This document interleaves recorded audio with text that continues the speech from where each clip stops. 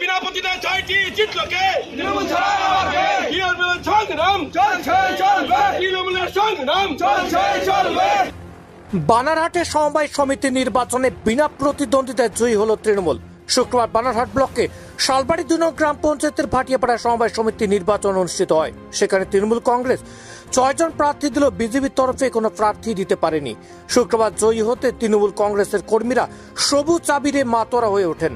মদরমেল এলাকায় সবুজ আবির মেখে আনন্দ উল্লাসে মেতে ওঠেন তৃণমূল কর্মীরা। উপস্থিত ছিলেন শালবাড়ি 2 নং গ্রাম পঞ্চায়েতের তৃণমূলের বুথ সভাপতি কবির হোসেন, জলপাইগুড়ি জেলা পরিষদের সহ সভাধিপতি সীমা চৌধুরী সহ অন্যান্যরা। কবির হোসেন বলেন, পরাজয়ের ভয়ে বিজেপি প্রার্থী দিতে পারেনি। আমরা 26-এর বিধানসভা নির্বাচনে বিপুল ভোটে যে জয়ী হতে চলেছি তারই প্রমাণ সমবায় সমিতি নির্বাচনে বিনা প্রতিদ্বন্দ্বিতায় জয়ী। দেখুন একবার সেই ছবি। বিজেপিরা ভয় পেয়ে গেছে। আপনারা নিশ্চয়ই জানেন, কাগজের মাধ্যমে মিডিয়ার মাধ্যমে দেখা গেছে যে আমাদের যে এক্স এমপি বিজেপি ছিলেন জন বার্লা, তিনি কিন্তু মমতা বন্দ্যোপাধ্যায়ের উন্নয়ন এবং চা বাগিচায় শ্রমিকদের যে উন্নয়ন তাই দেখে কিন্তু জন বার্লা কংগ্রেসে যোগ দিয়েছেন আগামীতে মানুষের জন্য কাজ করবার জন্য। সেই ধারায় কিন্তু আজকে ভাটিয়াপাড়া সমবায় সমিতিতে যে ভোট, সেটা বিজেপির যারা আছেন তারা ভয়ে সেখানটায় প্রতিদ্বন্দ্বিতা করতে আসেন।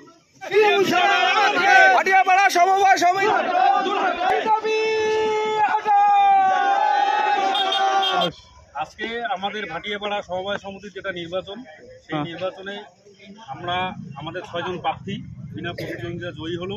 বিজেপি এখানে কোনো প্রার্থী দিতে পারেনি, তার জন্য আজকে আমরা উল্লাসিত এবং আনন্দিত।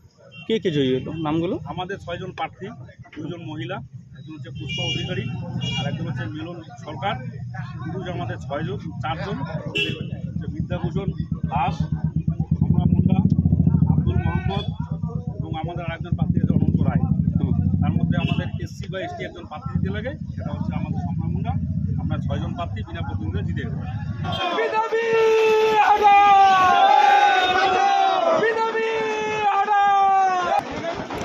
সেই কারণে সমবায় ভোটে আজকে আমরা বিনা প্রতিদ্বন্দ্বিতায় 6 জন প্রার্থী এখানে জয়ী হব।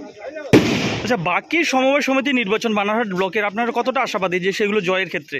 অবশ্যই আমাদের একটাই কথা, আমাদের মাননীয় মুখ্যমন্ত্রী যেভাবে বাংলার মানুষের উন্নয়ন করছে সেটাই আমাদের গর্ব, সেটাই আমাদের বিশ্বাস, সেইটাই মানুষের কাছে আমাদের পরিচিত।